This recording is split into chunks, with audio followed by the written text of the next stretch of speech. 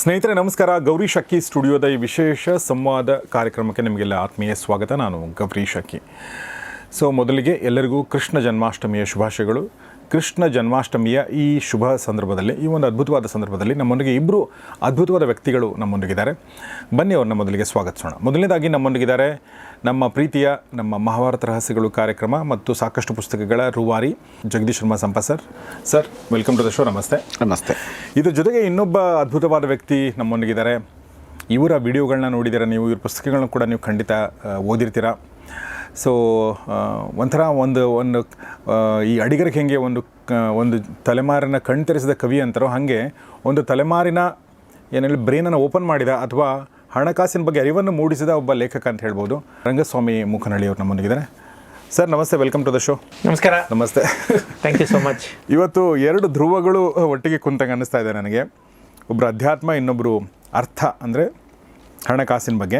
ಆದರೆ ಕೃಷ್ಣ ಜನ್ಮಾಷ್ಟಮಿಯ ಈ ಸಂದರ್ಭದಲ್ಲಿ ನನಗನ್ನಿಸ್ತು ಅಥವಾ ನಮಗನ್ನಿಸ್ತು, ಕೃಷ್ಣನ ಜನ್ಮಾಷ್ಟಮಿಯ ಕೃಷ್ಣನ ಬಗ್ಗೆ ಯೋಚನೆ ಮಾಡಿದರೆ ಆತನ ಹತ್ರ ಅರ್ಥನೂ ಇದೆ, ಆತನ ಹತ್ರ ಮೋಕ್ಷನೂ ಇದೆ, ಕಾಮನೂ ಇದೆ, ರಾಜ್ಯನೂ ಇದೆ, ಎಲ್ಲವೂ ಕೂಡ ಇದೆ.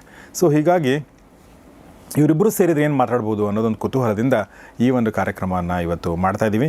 ಮೊದಲಿಗೆ ಕೃಷ್ಣನ ಬಗ್ಗೆ ಒಂದೆರಡು ಮಾತುಗಳು. ಕೃಷ್ಣ ಜನ್ಮಾಷ್ಟಮಿ ಈ ಸಂದರ್ಭದಲ್ಲಿ ಸಂಪ ಸರ್.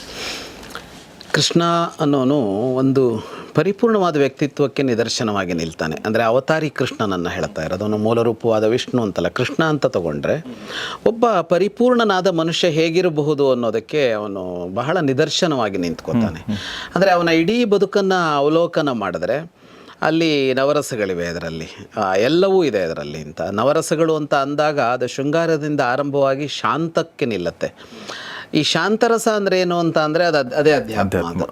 ಅಂದರೆ ಬದುಕಿನ ಎಲ್ಲ ಭಾವಗಳು, ಎಲ್ಲ ರಸಗಳು, ಬದುಕಿನ ಎಲ್ಲ ಸಂಕಟಗಳು, ಸಂಕಷ್ಟಗಳು, ಸವಾಲುಗಳು ಇವೆಲ್ಲವನ್ನು ತನ್ನ ಬದುಕಿನಲ್ಲಿ ಕಂಡು ಎದುರಿಸಿ ನೋಡಿದಂಥ ಒಂದು ವ್ಯಕ್ತಿಯಾಗಿ ಕೃಷ್ಣ ಕಾಣಿಸ್ಕೊಳ್ತಾನೆ. ಹಾಗಾಗಿ ಕೃಷ್ಣ ಅಂತ ಅಂದ ಕೂಡಲೇ ನನಗೆ ಬರೋದು ಆ ಪರಿಪೂರ್ಣವನಾದ ಒಂದು ಪರಿಪೂರ್ಣತೆಯನ್ನು ಕಾಣಿಸುವ ಮನುಷ್ಯ ಅಂತಲೇ ಕಾಣಿಸ್ಕೊಳ್ತಾನೆ. ನನಗೆ ಕೆಲವೊಂದು ಸಲ ಒಬ್ಬ ಕಾಮನ್ ಮ್ಯಾನ್ ಆಗಿ ನನಗನ್ನಿಸಿದ್ದು ಒಂದಷ್ಟು ವರ್ಷಗಳಿಂದ, ಕೃಷ್ಣ ಅನ್ನೋದು ಪ್ರತಿಯೊಬ್ಬ ಗಂಡಸಿನ ಒಂಥರ ಫ್ಯಾಂಟಸಿ. ಅಂತಂದರೆ ನಾನು ಯಾವ ಥರ ಇರಬೇಕು ಅಂತಂದರೆ ಬಹುಶಃ ಎಲ್ಲರ ಮನಸ್ಸಲ್ಲಿ ಕೃಷ್ಣನ್ ಥರ ಇರಬೇಕಂತ ಇರಬಹುದು ಅಂತ ನನಗನ್ಸುತ್ತೆ. ಬಾಯಿಲ್ ರಾಮ ಅಂತ ಹೇಳ್ಬೋದು, ಬಾಯಿಲ್ ರಾಮ ಅಂತ ಹೇಳ್ಬೋದು, ಗೊತ್ತಿಲ್ಲ ಬ್ರಾಕೆಟಲ್ಲಿ. ಬಟ್ ನನಗಂದ್ರೆ ಯಾಕೆ ಅಂದರೆ ಬಾಲ್ಯ ನೋಡಿ ಹೆಂಗಿದೆ ಕೃಷ್ಣಂದು ಅಲ್ವಾ, ಎಷ್ಟು ಅದ್ಭುತವಾದ ಬಾಲ್ಯ. ಯೌವನ ನೋಡಿ ಹೇಗಿದೆ ಕೃಷ್ಣಂದು, ಎಷ್ಟು ಅದ್ಭುತವಾದ ಯೌವನ. ಮತ್ತು ಆತನ ಪ್ರೌಢ ಒಂದು ವಯಸ್ಸು ನೋಡಿ ಹೇಗೆ ಆತ ಸಂಕಷ್ಟಗಳಲ್ಲಿ ಸಂಘರ್ಷಗಳಲ್ಲೇ ಇರ್ತಾನೆ, ಆದರೂ ತನ್ನ ಒಂದು ಕಾಮನ್ನು ಉಳಿಸ್ಕೊಂಡು ಅದನ್ನು ಹೇಗೆ ಗೆಲ್ಲಿಸ್ತಾನೆ ಅನ್ನೋದು. ಅದು ಒಂಥರ ನಿಜವಾದ ಈ ಥರ ಇರಬೇಕು ಅಂದರೆ ಈ ಕೃಷ್ಣನ ಥರ ಇರಬೇಕು ಅನ್ನೋ ಥರ ಅನ್ಸುತ್ತೆ. ಗಂಡಸು ಅಂತಲ್ಲ, ಮನುಷ್ಯರು ಎಲ್ಲರಿಗೂ ಅದು ಚೆನ್ನಾಗಿದೆ ಅಂತ ಅನ್ಸುತ್ತೆ. ಅಂದರೆ ಆ ಕಾಲದಲ್ಲಿ ಆ ವಯಸ್ಸಿನಲ್ಲಿ ಅಥವಾ ಆ ಅವಸ್ಥೆಯಲ್ಲಿ ಏನನ್ನು ಅನುಭವಿಸಬೇಕೋ ಅದನ್ನು ಪರಿಪೂರ್ಣವಾಗಿ ಅನುಭವಿಸ್ತಾ, ಹಾಗಂತ ಅಲ್ಲೆಲ್ಲೂ ಕಳೆದು ಹೋಗದೆ ಅಂತ. ಬಾಲ್ಯದಲ್ಲೂ ಕಳೆದು ಹೋಗಿಲ್ಲ, ಯೌವನದಲ್ಲೂ ಕಳೆದು ಹೋಗಿಲ್ಲ. ಯಾಕೆಂದರೆ ಆಮೇಲೆ ಆ ಪ್ರೌಢತೆ ಇದೆ ಅಂದರೆ ಅದು ಆರಂಭದಿಂದ ತಗೊಂಡು ಹೋಗಿದೆ. ಅಲ್ಲೆಲ್ಲೂ ಕಳೆದು ಹೋಗದೆ ಅದನ್ನು ಅವಸ್ಥೆಗಳನ್ನು ದಾಟ್ಕೊಂಡು ಹೋಗೋದು ಅಂತ ಇದೆಯಲ್ಲ. ಹಾಗಾಗಿ ನೀವು ಹೇಳಿದಾಗ ಅದೊಂದು ಒಳ್ಳೆ ಮಾದರಿ ಅಂತ ಅನ್ಸುತ್ತೆ. ಅದು ಭಾಳ ನೀವು ಹೇಳಿದ್ದು ಭಾಳ ಚೆನ್ನಾಗಿ. ಅಂದರೆ ಕಳೆದು ಹೋಗೋದೇ ಅನ್ನೋದು ತುಂಬ ಇಂಪಾರ್ಟೆಂಟ್. ಯಾಕೆಂದರೆ ನಾವು ಏನೋ ಒಂದು ಎಂಜಾಯ್ ಮಾಡ್ತಾ ಇದ್ದಾಗ ನಾವು ಅದನ್ನು ಬಿಟ್ಟು ನಾವು ಸೆಟ್ಲ್ ಆಗ್ತೀವಿ, ನಾವು ಕಾಂಪ್ಲಿಸೆಂಟ್ ಆಗ್ತೀವಿ, ನಮಗೆ ಚೆನ್ನಾಗಿ ಅನಿಸುತ್ತೆ. ಬಟ್ ಆ ಅವಧಿ ಮುಗಿದಿರುತ್ತೆ, ಅಲ್ಲಿಂದ ಹೋಗಬೇಕಾಗಿರುತ್ತೆ. ಭಾಳ ಜನ ಅದು ಭಾಳ ಕಷ್ಟ ಆಗುತ್ತೆ, ಬಟ್ ಅವನು ಆ ಕಷ್ಟಪಡಲ್ಲ, ಅವನು ಹೋಗ್ತಾನೆ. ಅದೇ ಅವನು ಒಟ್ಟು ಕೊಟ್ಟಿರೋ ಸಂದೇಶ ಏನಂದರೆ, ಅಲ್ಲಿರೋದನ್ನು ಅನುಭವಿಸೋದಿದೆಯಲ್ಲ ಅದು ಕರೆಕ್ಟು, ಅಲ್ಲೇ ಇರಬೇಕು ಅಂತ ಅನ್ಸೋದಿದೆಯಲ್ಲ ಅದು ಮೋಹ.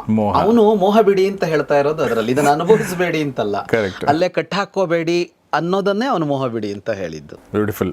ಹೀಗೆ ಕೃಷ್ಣ ಜನ್ಮಾಷ್ಟಮಿ ಕೃಷ್ಣನ ಹುಟ್ಟು ಹಬ್ಬದ. ಹೌದು. ಓಕೆ. ಕೃಷ್ಣ ಒಂದು ಅತ್ಯಂತ ವಿಶಿಷ್ಟ ವ್ಯಕ್ತಿಯಾಗಿ ನನ್ನ ಕಣ್ಣಿಗೆ ಕಾಣ್ತಾನೆ. ನನ್ನ ಕಣ್ಣಿಗೆ ಕೃಷ್ಣ ಅಂತಂದ್ರೆ ಕನ್ನಡಿ. ಅಂದ್ರೆ ಅರ್ಥ ಇಷ್ಟೇ, ನಾವು ಏನು ನೋಡಲು ಬಯಸ್ತೀವಿ ಅದೇ ಕಾಣುತ್ತಲ್ಲಿ. ನಾವು ನಿಂತಾಗ ಏನ್ ಕಾಣುತ್ತೆ, ಕನ್ನಡಿಲಿ ನಮ್ಮ ಮುಖನೇ ಕಾಣುತ್ತೆ. ಕೃಷ್ಣ ಹಾಗೆ ಈಗ ನನ್ನ ಕಣ್ಣಿಗೆ ಆತ ಗ್ರೇಟ್ ಫೈನಾನ್ಷಿಯಲ್ ಅಡ್ವೈಸರ್ ಆಗಿ ಕಾಣ್ತಾನೆ, ಗ್ರೇಟೆಸ್ಟ್ ಡಿಪ್ಲೊಮೆಟ್ ಆಗಿ ಕಾಣ್ತಾನೆ. ಇವತ್ತಿನ ಜಿಯೋ ಪಾಲಿಟಿಕ್ಸ್ ನೋಡಿದ್ರೆ ನೀವು, ಇದನ್ನ ಮೊನ್ನೆ ಜೈಶಂಕರ್ ಅವರು ಹೇಳಿದ್ರು, ಜಗತ್ತಿನ ಅತ್ಯಂತ ಶ್ರೇಷ್ಠ ಡಿಪ್ಲೊಮ್ಯಾಟ್ಸ್, ರಾಜತಾಂತ್ರಿಕ ಜನ ಯಾರಿದ್ದಾರೆ ಅಂತಂದ್ರೆ ಹನುಮಂತ, ಅದನ್ನು ಬಿಟ್ಟರೆ ಕೃಷ್ಣ. ನಮ್ಮ ಪುರಾಣಗಳನ್ನ ನೋಡ್ಕೊಂಬಂದ್ರೆ ಅವ್ರಿಗಿಂತ ಗ್ರೇಟೆಸ್ಟ್ ಡಿಪ್ಲೊಮೇಟ್ಸ್ ಯಾರೂ ಇಲ್ಲ ಅಂತ ಮೊನ್ನೆ ಜೈಶಂಕರ್ ಅವರು ಹೇಳ್ತಾ ಇದ್ರು. ಅದು ನಿಜನೂ ಕೂಡ. ನೋಡಿ, ಹಾಗೆ ನಾವು ಏನ್ ನೋಡ್ಬೇಕು ಅಂತ ಬಯಸ್ತೀವಿ ಅದು ಆತನಲ್ಲಿ ಕಾಣ್ತಾ ಹೋಗುತ್ತೆ. ಹಾಗಾಗಿ ಕೃಷ್ಣ ಅಂದ್ರೆ ನನಗೆ ಕನ್ನಡಿ. ನಿಮ್ಗೆ ಏನು ಕೃಷ್ಣ ಕಾಣ್ತಾನೆ ಅದು ನಿಮ್ಮಲ್ಲಿರುವ ಕೃಷ್ಣ ಅವನಲ್ಲಿ ಕಾಣ್ತಾನೆ, ನನ್ನಲ್ಲಿರುವ ಕೃಷ್ಣ ನನಗೆ ಕಾಣ್ತಾನೆ. The beauty of Krishna. ಈಗ ನೀವು ಇದಕ್ಕೆ ಹೋಯ್ತು ಅಂತಂದ್ರೆ, ಫ್ರಾನ್ಸ್ಗೆ ಹೋಯ್ತು ಅಂತಂದ್ರೆ, ಅಲ್ಲಿ ಒಂದು ಮೊನಾಲಿಸಾ ಚಿತ್ರ ಹಾಕಿದ್ದಾರೆ. ನಮ್ಮಲ್ಲೂ ಬಹಳಷ್ಟಿದೆ, ಸಾರಿ ನನಗೆ ಅದನ್ನ ಕೋಟ್ ಮಾಡಕ್ ಆಗ್ತಾ ಇಲ್ಲ. ಅದು ನೀವು ಕೋಣೆಯ ಯಾವುದೇ ಒಂದು ಭಾಗದಲ್ಲಿ ನಿಂತು ನೋಡಿದ್ರು ಆಕೆ ನನ್ನನ್ನೇ ನೋಡ್ತಿದ್ದಾಳೆ ಅನ್ನೋಂಗೆ ನಮಗೆ ಕಾಣುತ್ತೆ. ಕೃಷ್ಣ ಅನ್ನೋದು ಆ ರೀತಿಯ ಒಂದು ಭಾವ ಎಲ್ಲರ ಮನಸ್ಸಿನಲ್ಲೂ. ನಮ್ಮ ಭಾರತದ ಉದ್ದಗಲಕ್ಕೂ ರಾಮ ಮತ್ತೆ ಕೃಷ್ಣ ಯಾವ ಮಟ್ಟಕ್ಕೆ ಅವಾಗಹಾವಿಸ್ಕೊಂಡ್ಬಿಟ್ಟಿದ್ದಾರೆ ನಮ್ಮಲ್ಲಿ ಅಂತಂದ್ರೆ, ನಾವು ಏನನ್ನು ನೋಡಲು ಬಯಸ್ತೀವಿ, ನಾವ್ಯಾರು, ನಮ್ಮ ಒಂದು ಅಂಶ ಅವನಲ್ಲಿ ಕಾಣುತ್ತೆ. ಹಾಗಾಗಿ ಆತ ಜಗತ್ ಪ್ರಸಿದ್ಧ. ಎಷ್ಟೋ ಶತಮಾನಗಳು ಕಳೆದ್ರು ಇವತ್ತಿಗೂ ಆತ ಪ್ರಸ್ತುತ. ನಿಜ ನಿಜ, ಭಾಳ ಚೆನ್ನಾಗಿ ಹೇಳಿದ್ರಿ. ನಾವು ಆ ಎರಡು ಅವಸ್ಥೆಗಳನ್ನ ದಾಟಿ ನೀವು ಮೂರನೇ ಅವಸ್ಥೆಯಲ್ಲಿದ್ದೀರಿ. ನಾವು ಬಾಲ್ಯ ಕೃಷ್ಣನ ಮೋಹದಲ್ಲಿದ್ದೀವಿ, ಯೌವನ ಕೃಷ್ಣನ ಮೋಹದಲ್ಲಿ ಇದ್ದು ಅದನ್ನು ದಾಟ್ತಾ ಇದೀವಿ. ಈಗ ನೀವು ಮೂರನೇ ಅಂತ ಇದೆಯಲ್ಲ, Diplomat, financial adviser, life adviser. Correct. So ಭಾಳ ಬ್ಯೂಟಿಫುಲ್ ಆಗಿ ಹೇಳಿದ್ರಿ ಸರ್. ಈ ಕೃಷ್ಣನ ಈ ವ್ಯಕ್ತಿತ್ವ ಇದೆಯಲ್ಲ, ಈಗ ಅಧ್ಯಾತ್ಮದಲ್ಲಿದ್ದುಕೊಂಡು ಕೂಡ ಕೃಷ್ಣ ಅರ್ಥದ ಬಗ್ಗೆ ಮಾತಾಡಿದ್ದಾನೆ ಅಲ್ವಾ, ಅಥವಾ ಡಿಪ್ಲೊಮಸಿ ಬಗ್ಗೆ ಮಾತಾಡಿದ್ದಾನೆ. ಅದ್ರ ಬಗ್ಗೆ ತಾವೇನು ಹೇಳಕ್ಕೆ ಇಷ್ಟಪಡ್ತೀರಿ? ಈ ಭಾರತೀಯ ಈ ತತ್ವಶಾಸ್ತ್ರ ಇದೆಯಲ್ಲ, ಅಥವಾ ಭಾರತೀಯರ ಜೀವನ ದರ್ಶನ ಇದೆಯಲ್ಲ, ಅದರ ಬ್ಯೂಟಿ ಇರೋದೇ ಅಲ್ಲಿ ಅಂತ. ಇಲ್ಲಿ ಈ ಅರ್ಥ ಮತ್ತು ಅಧ್ಯಾತ್ಮ ಅನ್ನೋದು ಬೇರೆ ಬೇರೆ ಅಲ್ಲ. ಆದರೆ ನಮಗೆ ಹೊರಗಡೆ ಏನು ಅನ್ಸ್ಬಿಡತ್ತೆ ಅಂತಂದರೆ, ಅಧ್ಯಾತ್ಮ ಅಂದರೆ ಎಲ್ಲ ಬಿಡೋದು, ಅದು ಅರ್ಥ ವಿರೋಧಿ ಅಂತ ಅನ್ಸತ್ತೆ. ಅಧ್ಯಾತ್ಮ ಅಂತಂದು ಕೂಡಲೇ ಅರ್ಥಕ್ಕೆ ವಿರೋಧಿ ಇದು ಅಂತ. ನೀನು ಹಣಕಾಸು ಸಂಗ್ರಹ ಮಾಡಬೇಕು, ಉಳಿಸ್ಕೋಬೇಕು, ಅದನ್ನ ಬೆಳೆಸ್ಕೋಬೇಕು, ಅದನ್ನ ಇನ್ವೆಸ್ಟ್ ಮಾಡಬೇಕು, ಇನ್ನೇನೋ ಮಾಡಬೇಕು ಅನ್ನೋದೆಲ್ಲ ಅಧ್ಯಾತ್ಮಕ್ಕೆ ಪಕ್ಕಾ ವಿರೋಧಿ ಅಂತ ಅಂದ್ಕೊಳ್ತಾ ಹೋಗ್ತೀವಿ. ಆದರೆ ನಮ್ಮಲ್ಲಿ ಹೇಗೆ ಅಂತ ಅಂದರೆ, ಈ ಅರ್ಥ ಕಾಮ ಎರಡನ್ನು ಈ ಮೋಕ್ಷ ಮತ್ತು ಧರ್ಮದ ಜೊತೆಗೆ ಸೇರಿಸ್ಕೊಂಡೇ ನೋಡಿರೋದು. ಧರ್ಮ, ಅರ್ಥ, ಕಾಮ, ಮೋಕ್ಷ ಅಂತ 4 ಪುರುಷಾರ್ಥ ಅಂತ ಕರೆದ್ರು. ಈ ಪುರುಷಾರ್ಥ ಅಂದರೆ ಏನು ಅಂದರೆ, ಪುರುಷ ಅಂದರೆ ಮನುಷ್ಯ ಅಂತ ಅರ್ಥ. ಆ ಮನುಷ್ಯನ ಬಯಕೆಗಳು 4 ಅಂತ. ಪುರುಷ ಅರ್ಥ ಅಂತ, ಅಲ್ಲಿ ಅರ್ಥ ಅನ್ನೋ ಶಬ್ದಕ್ಕೆ ಅವನು ಏನನ್ನು ಬಯಸ್ತಾನೆ ಅದು ಅಂತ. ಅವನಿಗೆ 4 ಇದೆ ಅಂತ, ಒಂದು ಧರ್ಮ ಇದೆ, ಒಂದು ಅರ್ಥ ಇದೆ, ಒಂದು ಕಾಮ ಇದೆ, ಒಂದು ಮೋಕ್ಷ ಇದೆ. 4 ಅವನಿಗೆ ಬೇಕು ಅಂತ ಅನ್ಸುತ್ತೆ ಅಂತ. ಇದು ಕಾಮನ್ ಆದ ಮನುಷ್ಯನಿಗೆ, ಎಲ್ಲ ಮನುಷ್ಯನಿಗೂ 4 ಬೇಕು ಅಂತ ಅನ್ಸುತ್ತೆ. ಅಂದರೆ ಒಂದು ಚೌಕಟ್ಟಿನೊಳಗೆ ಒಂದು ನಿಯಮಕ್ಕೆ ಬದ್ಧನಾಗಿ ಬದುಕಬೇಕು ಅಂತ ಅನ್ಸುತ್ತೆ. ಅದು ಅದೇ ಧರ್ಮದ ವಿಷಯಕ್ಕೆ ಬರುವಂಥದ್ದು. ಎರಡನೆಯದ್ದೇನೆಂದರೆ, ಏನೋ ಒಂದಿಷ್ಟು ಆಸೆ ಹುಟ್ಟತ್ತೆ ಅವನಿಗೆ, ಇದು ಬೇಕು ಅದು ಬೇಕು ಅಂತ, ಅದು ಕಾಮ ಆಗತ್ತೆ. ಆದ್ರೆ ಆ ಆಸೆ ನೆರವೇರಿಸ್ಕೊಳ್ಬೇಕಲ್ಲ, ಅದಕ್ಕೆ ಬೇಕಾಗಿರೋದೆಲ್ಲ ಅರ್ಥ ಆಗತ್ತೆ.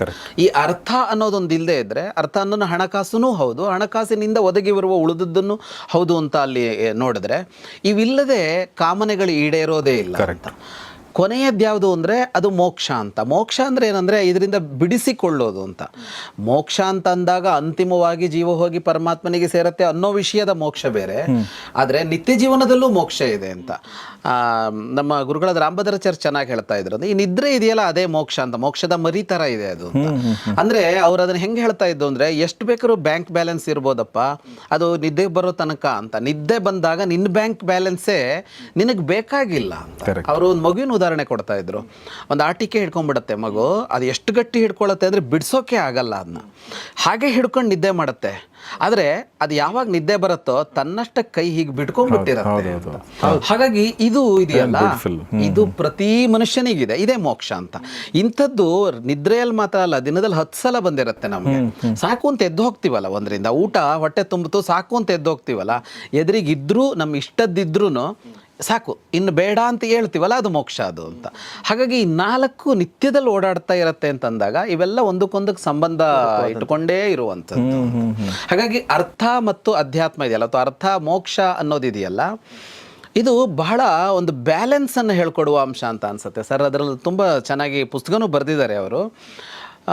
ಅಂದರೆ ನಿಮಗೆ ಈ ಹಣಕಾಸಿನ ವಿಷಯದಲ್ಲಿ ತುಂಬ ಸಂಗ್ರಹಿಸಬೇಕು, ಅದನ್ನು ಬೆಳೆಸಬೇಕು ಅನ್ನೋದು ಎಷ್ಟು ಬೇಕೋ ಅಷ್ಟೇ ಅದರ ಬಗ್ಗೆ ಒಂದು ಮೋಹ ಕಳ್ಕೊಳ್ಳುವ ತನ ಅನ್ನೋದು ಇಲ್ಲದೇ ಇದ್ರೆ, ನಾನು ಅವರು ಕೆಲವು ಪುಸ್ತಕಗಳಲ್ಲಿ ಅದನ್ನು ಗಮನಿಸಿದೆ, ಅದು ಇಲ್ಲದೇ ಇದ್ರೆ ನಿನ್ನ ಹತ್ರ ದುಡ್ಡು ಇರಲ್ಲ ಅಂತಲೇ ಅಂತ. ಅಂದರೆ ಈಗ ಈ ಇನ್ವೆಸ್ಟ್ ಮಾಡೋದು ಅಂತ ಒಂದು ಬರುತ್ತಲ್ಲ, ಈ ಇನ್ವೆಸ್ಟ್ ಮಾಡೋದು ಅನ್ನೋದು ಇರೋದನ್ನು ತೆಗೆದು ಹಾಕ್ತಾ ಇರೋದು ಅಂತ. ತುಂಬ ಜನ ಯಾಕೆ ದೊಡ್ಡ ಶ್ರೀಮಂತರಾಗೋದಿಲ್ಲ ಅಂದರೆ ಏನು ಭಯ ಅಂದರೆ ಇರೋದು ಕಳೆದು ಹೋಗುತ್ತೇನೋ ಅನ್ನೋ ಭಯಕ್ಕೆ ಇಟ್ಕೊಂಡು ಕೂತ್ಕೊಂಡ್ಬಿಡ್ತಾರೆ ಇರೋದನ್ನು. Correct.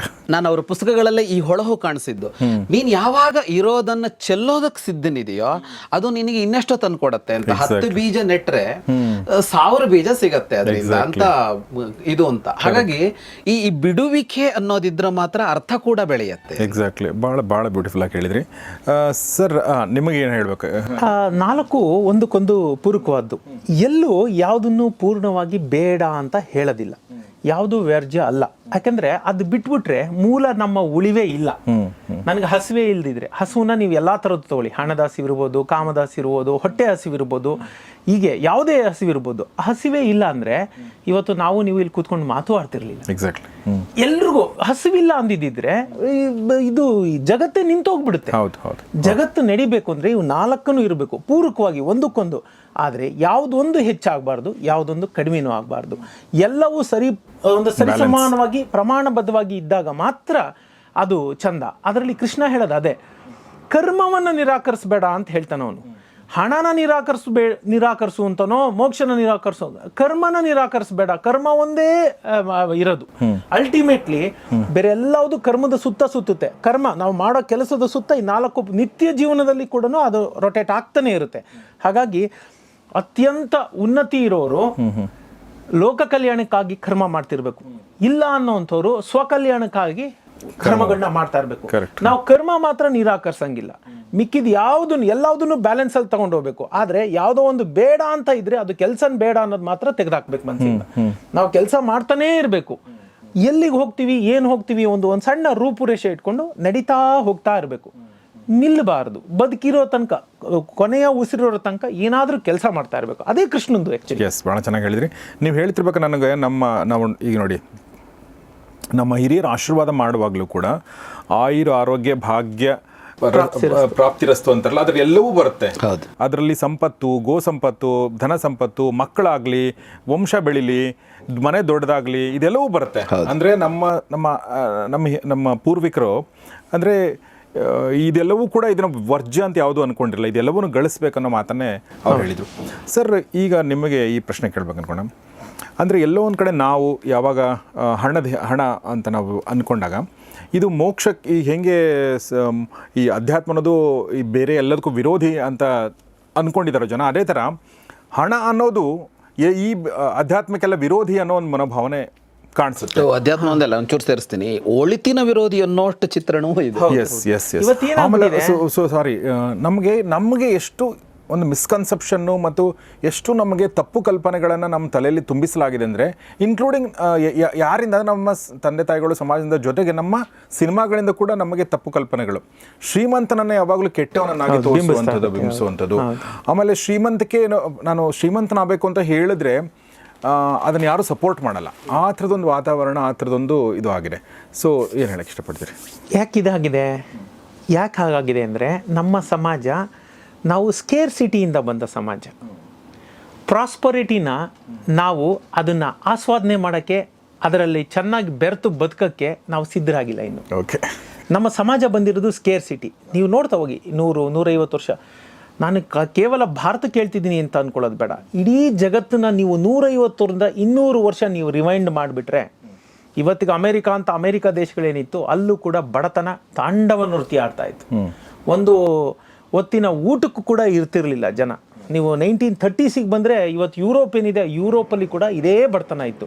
Forget about America, Europe, ಯಾವುದು ನಾವು ಇವತ್ತು ಪ್ರಾಸ್ಪರಸ್ ಅಂತ ಹೇಳ್ತೀವಿ ಅಲ್ಲಿತ್ತು. ಅರ್ಥ ಇಷ್ಟೇ, ಮನುಷ್ಯನ ಉಗಮದಿಂದ ನೀವು ನೋಡ್ಕೊಂಬಂದ್ರೆ ನಾವು ಸ್ಕೇರ್ ಸಿಟಿನ ಹ್ಯಾಂಡಲ್ ಮಾಡೋಕ್ಕೆ ಚೆನ್ನಾಗಿ ಬರುತ್ತೆ, ನಮಗೆ ಪ್ರಾಸ್ಪರಿಟಿನ ಹ್ಯಾಂಡಲ್ ಮಾಡೋಕ್ಕೆ ಬರೋದಿಲ್ಲ. ಹಾಗಾಗಿ ಆ ಸ್ಕೇರ್ ಸಿಟಿ ಇದೆಯಲ್ಲ, ನಾವು ಅದರಲ್ಲೇ ಬದುಕು ಕಂಡುಕೊಂಡವರು, ಅದು ನಮ್ಗೆ ಹೋಗ್ತಾ ಹೋಗುತ್ತೆ.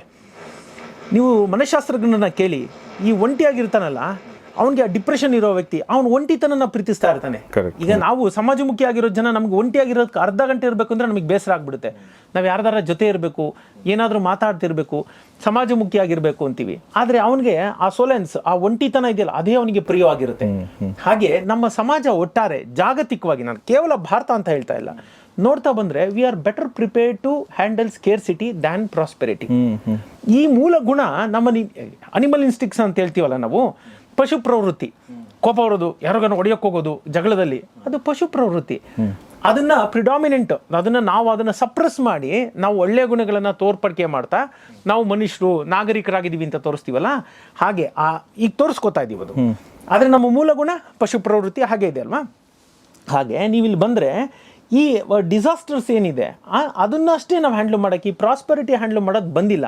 ಹಾಗಾಗಿ ಸುಪ್ತವಾಗಿ ನಮ್ಮಲ್ಲೆಲ್ಲೋ ಸಾಹುಕಾರ ಅಂದರೆ ಅದರ್ ಮೀನ್ಸಿಂದ ಬಂದಿದ್ದಾನೆ ಅನ್ನೋ ಥರದಲ್ಲೇ ಹೇಳ್ಕೊಂಬರ್ತಾರೆ. ಅರ್ಥ ಆಯ್ತಾ? ಆದರೆ ಅದಕ್ಕೆ ಕೃಷ್ಣ ಅದನ್ನೇ ಹೇಳೋದು, ನೀವು ಅದು ಯಾವುದನ್ನು ಬೇಡ ಅಂತಲ್ಲ. ನೀವು ನೋಡಿ, ಇವಾಗ ನೀವು ಒಂದು ಯುದ್ಧ ಮಾಡಬೇಕು, ಒಂದು ರಾಜ್ಯ ಸಂಪದ್ಭರಿತವಾಗಿರಬೇಕು, ಏನೇ ಮಾಡಬೇಕು ಅಂದ್ರೂ ಹಣ ಬೇಕು, ನೀವು ಇಲ್ಲಿಂದ ಅಲ್ಲಿ ಹೋಗ್ಬೇಕು ಅಂದ್ರೂ ಬೇಕು. ಯಾವುದನ್ನು ಆತ ಪೂರ್ಣವಾಗಿ ಬಿಡಿ ಅಂತ ಹೇಳಿಲ್ಲ. ಆತ ಹೇಳಿದ್ದೊಂದೇ, ನಿರ್ಲಿಪ್ತತೆ ಬೆಳೆಸ್ಕೊಳ್ಳಿ ಅಂತ. ನಿರ್ಲಿಪ್ತತೆ ಇದ್ರೆ ಸಾಕು. ಹಣ ಏನಿದು ನಿನ್ನ ವಿಚಿತ್ರ ಗುಣ ಅಂತ ಒಂದು ಪುಸ್ತಕದಲ್ಲಿ ನಾನು ಅದನ್ನೇ ಕೋಟ್ ಮಾಡ್ತಾ ಹೋಗ್ತೀನಿ. ನಾನು ಮತ್ತೊಮ್ಮೆ ಹೇಳ್ತೀನಿ, ಅದು ಯಾವುದೂ ನಂದಲ್ಲ, ಎಲ್ಲ ಮಹನೀಯರು ಹೇಳಿ ಹೋಗಿ ಆಗಿದೆ. ಅದನ್ನ ನಾವು ತಿರ್ಗಾ ನಮಗೆ ತಿಳಿದ ಭಾಷೆಯಲ್ಲಿ ನಾವು ಜನಕ್ಕೆ ಹೇಳ್ತಾ ಇರೋದು, ಸರಳವಾಗಿ ಹೇಳ್ತಾ ಇರೋದು, ಅರ್ಥ ಆಗಲಿ ಅಂತೇಳಿ. ಅದರಲ್ಲಿ ಅದನ್ನೇ ನಾನು ನಿಮ್ಮ ಹತ್ರನೂ ನಾನು ಕೂತು ಅದನ್ನೇ ಡಿಸ್ಕಸ್ ಮಾಡಿದ್ದೀನಿ. ಆ ನಿರ್ಲಿಪ್ತತೆ ಒಂದು ಝೋನ್ ಅಂತ ಹೇಳ್ತೀವಲ್ಲ, ಬೇಕು ಬೇಡ ಇವೆರಡರ ಮಧ್ಯದ ಒಂದು ಸಮತೋಲನ ಕಾಣ್ಕೊಂಡ್ರೆ, ಯಾವುದನ್ನ ನೀವು ಪ್ರಬಲವಾಗಿ ಇಚ್ಛಿಸಿ ಬೇಕು ಅಂತ ಹೋಗ್ತೀರಿ ಅದು ಸಿಕ್ಕಲ್ಲ, ಒಂದು ಹೆಜ್ಜೆ ಹಿಂದೆ ಹೋಗುತ್ತೆ. ಬೇಡ ಅಂತ ಬಿಟ್ರಂತೂ ಸಿಕ್ಕೋದೇ ಇಲ್ಲ. ಹಾಗಾದ್ರೆ ಏನು ಮಾಡಬೇಕು ಅಂದರೆ ಆ ಝೋನು, ನಾವು ಕ್ರಿಕೆಟ್ ಆಟಗಾರರು ಇನ್ನೊಬ್ರು ಆಟಗಾರ is in a good form, good ಝೋನಲ್ಲಿ ಇದ್ದಾನೆ ಅಂತಾರಲ್ಲ, ಹಾಗೆ ಇದೆಲ್ಲ ಒಂದು ಮನಸ್ಥಿತಿ. ನಾವು ಆ ಮನಸ್ಥಿತಿನ ನಾವು ಸರಿಯಾದ ಮನಸ್ಥಿತಿಲಿ ಇಟ್ಕೊಂಡ್ರೆ ಎಲ್ಲವುದು ನಮ್ಮ ಹಿಂದೆನೇ ಬರುತ್ತೆ. ಎಲ್ಲ ಇಲ್ಲೇ ಇದೆ. ಇವಾಗಿಲ್ಲ ಹಾಡು ಬರ್ತಾ ಇಲ್ಲ, ಯಾಕೆಂದ್ರೆ ನೀವು ಟ್ಯೂನ್ ಮಾಡಿಲ್ಲ. ಕರೆಕ್ಟಾಗಿಟ್ರೆ 92.2 ಏನೋ ಒಂದು ಕರೆಕ್ಟಾಗಿಟ್ರೆ FM ಹಾಡುಗಳು ಯಾವುದು ಬಿತ್ತರಾಗ್ತಿದೆ, ಅರ್ಥ ಏನು? ಇಲ್ಲೆಲ್ಲೋ ತರಂಗಾಂತರಗಳಿದೆ, ಆದ್ರೆ ನಮ್ಗೆ ಇವಾಗ ಹಾಡು ಕೇಳಿಸ್ತಾ ಇಲ್ಲ, ಯಾಕಂದ್ರೆ ನಾವು ಟ್ಯೂನ್ ಮಾಡಿಲ್ಲ. ಪ್ರತಿಯೊಂದು ಹಾಗೆ ನಮ್ಮ ಸಮಾಜ ಇನ್ನು ಆ ರೀತಿಯ ಒಂದು ಮಾನಸಿಕತೆಗೆ ಸಿದ್ಧವಾಗಿಲ್ಲ, ಸಿದ್ಧವಾಗಬೇಕು. ನಿಮ್ಮಂಥದ್ದು ಕಾಂಟ್ರಿಬ್ಯೂಷನ್ ತುಂಬ ಇದೆ ಅದರಲ್ಲಿ. ಆ ಒಂದು ಸಿದ್ಧತೆ ಮಾಡುವಲ್ಲಿ ಭಾಳ ನೀವು ಒಳ್ಳೆ ಕೆಲಸ ಮಾಡ್ತಾ ಇದ್ದೀರಿ ಸರ್. ಈಗ ಒಂದು ನಾನು ಪ್ರಶ್ನೆ ಕೇಳಬೇಕು ಅಂದ್ಕೊಂಡೆ ನಿಮಗೆ. ಅರ್ಥ ಒಂದು ಬಂದಾಗ, ಅಂದರೆ ಹಣಕಾಸು ಬಂದಾಗ, ವ್ಯಕ್ತಿಯ ಪ್ರವೃತ್ತಿಗಳು, ವ್ಯಕ್ತಿಯ ಮಾನಸಿಕತೆ, ವ್ಯಕ್ತಿ ನಡ್ಕೊಳ್ಳೋ ರೀತಿ ಎಲ್ಲವೂ ಬದಲಾಗುತ್ತೆ. ಮತ್ತು ಅದನ್ನು ಆ ಎಕ್ಸಾಂಪಲ್ಗಳನ್ನ ಭಾಳಷ್ಟು ಜನ ನಮ್ಗೆ ನೋಡಿದ್ದಾರೆ. ಸೊ ಹೀಗಾಗಿ ಅದು ಒಂದು ಡಿಸ್ಪೈಸ್ ಆಗೋಕ್ಕೆ, ಹಣವಂತರ ಬಗ್ಗೆ ಒಂದು ಸಣ್ಣ ಒಂದು ಅಸಹನೆ ಇರೋಕ್ಕೆ ಇದೆಲ್ಲವೂ ಒಂದು ಸ್ವಲ್ಪ ಕಾರಣ. ಬಟ್ ಹಣನೂ ಇದ್ದುಕೊಂಡು, ಹಣದ ಬಗ್ಗೆ ನಿರ್ಲಿಪ್ತತೆ ಅಂದರೆ ಹಣವನ್ನು ಇದ್ದುಕೊಂಡಲ್ಲ, ಹಣವನ್ನು ಗಳಿಸಿ, ತುಂಬ ಒಳ್ಳೆ ಮಟ್ಟದ ಹಣವನ್ನು ಗಳಿಸಿ ಆ ಹಣದ ಬಗ್ಗೆ ನಿರ್ಲಿಪ್ತತೆ ಹೊಂದೋದಿದೆಯಲ್ಲ, ಅದು ಇಟ್ಸ್ ವೆರಿ ಡಿಫಿಕಲ್ಟ್. ಹೌದು, ನೀವು ನನ್ನ ಪ್ರಕಾರ ಆ ಥರ ಒಂದು ಹೊಂದಿದ್ದೀರ ಅಂತ ಅನ್ಸುತ್ತೆ ನನಗೆ. ಆ ಝೋನಲ್ಲಿ ಇದ್ದೀರಿ ನೀವು. ಧನ್ಯವಾದ. ಸೊ ಅದು ಹೇಗೆ ಸಾಧ್ಯ? ಏನಿಲ್ಲ, ನಾನು ಹೇಳಿದ್ನಲ್ಲ, ಯಾತಕ್ಕೆ ಒಬ್ಬ ಹಣವಂತ ಇದ್ದಾನೆ ಆತನ ಬಗ್ಗೆ ಸಮಾಜದಲ್ಲಿ ಒಂದು ಅಸಮಾಧಾನ ಕಾಣುತ್ತೆ ಅಂತಂದ್ರೆ, ಮುಕ್ಕಾಲು ಪಾಲು ಜನ, ನಾನು ಹೇಳಿದ್ನಲ್ಲ ಮೊದಲೇ ಹೇಳ್ದಂಗೆ, ನಾವು ಆ ಅಡ್ವರ್ಸಿಟೀಸು, ಆ ಬಡತನ ಅದರಲ್ಲಿ ಬೆಳೆದು ಬಂದವರು. ಕೆಲವು ಜನ ಅದರಿಂದ ಮೇಲೆದ್ದು ಬಂದಾಗ ಇದರಲ್ಲಿ 98 ಜನನೋ 99 ಜನಕ್ಕೆ ಅಸಮಾಧಾನ ಬರೋದು ಸಹಜವಾಗಿ ಬರುತ್ತೆ. ನಮಗೆಲ್ಲ ಆಗಿಲ್ಲದ್ದು ಇವನು ಹೇಗೆ ಸಾಧಿಸ್ತಾ ಅಂತ, ಅದು ಸಹಜವಾಗಿಯೇ ಬರೋ ಉತ್ಪನ್ನ ಆಗೋದು. ಹಾಗಾಗಿ ನೀವು ಚಲನಚಿತ್ರ ಇರ್ಬೋದು, ಕಥೆ ಇರ್ಬೋದು, ಸಾಹುಕಾರ ಅಂದರೆ ಅವ್ನು ಕೆಟ್ಟವನು ಅಂತ ಬಿಂಬಿಸಕ್ಕೆ ಶುರು ಮಾಡ್ತಾರೆ. ಅವ್ರು ಬಿಂಬಿಸೋದು ಅದು ಪೂರ್ಣವಾಗಿ ತಪ್ಪು ಅಂತಲೂ ನಾನು ಹೇಳಲ್ಲ. ಯಾಕೆ ಅಂದರೆ ಈ 1% ಕಾರಣ ಏನಂದ್ರೆ ಕಥೆ ಬರೆದವನು ಬಡವನಾಗಿರ್ತಾನೆ. ಅದು ತಪ್ಪು ಅಂತ ಕೂಡ ನಾನು ಹೇಳಲ್ಲ. ಯಾಕೆಂದ್ರೆ ನೋಡಿ, ಇಲ್ಲಿ ಇನ್ನೊಂದು ಮೇಜರ್ ಪಾಯಿಂಟ್ ಏನಂದ್ರೆ, ಈ 1% ಜನ ಯಾರು ಬರ್ತಾರೆ, ಅವರು ತಮ್ಮನ್ನು ತಾವೇ ದೈವಾಂಶ ಸಂಭೂತರು. ನಾನೇನೋ 98-99 ಜನ ಮಾಡಕ್ಕಾಗದನ್ನ ನಾನೇನೋ ಮಾಡಿಬಿಟ್ಟೆ ಅನ್ನೋ ಒಂದು ಅಹಂಭಾವ ಅವರಲ್ಲೂ ಬಂದ್ಬಿಡುತ್ತೆ. ಎಗೈನ್ ಅದನ್ನ ನಾವು ಮೀರಿ ಬೆಳಿಬೇಕು ಅಂತಂದ್ರೆ ನಾವು ಓದಿದ ಆಧ್ಯಾತ್ಮನೇ ಬೇಕು. ಅಲ್ಲಿ ನಾವು ಓದಿದ ಒಂದು ಸಂಸ್ಕಾರ, ಕಥೆಗಳು, ನಮ್ಮ ಹಳೆಯ ಒಂದು ಇದು ಎಲ್ಲ ನಿದರ್ಶನಗಳು, ಈ ರೀತಿಯ ಮೇಲ್ಮಟ್ಟಕ್ಕೆ ಬಂದು ಅಹಮಿಕೆಯಿಂದ ಮೆರೆದವರೆಲ್ಲ ಏನಾದ್ರು ಅನ್ನೋ ಉದಾಹರಣೆಗಳು, ಕಥೆಗಳು, ಅದೆಲ್ಲ ನಾವು ಓದ್ತಾ ಬರ್ತೀವಲ್ಲ. ನಮ್ಮ ಸಂಸ್ಕಾರ ಅದೇ ನಮ್ಮನ್ನು ತಲೆ ಕಾಯೋದು.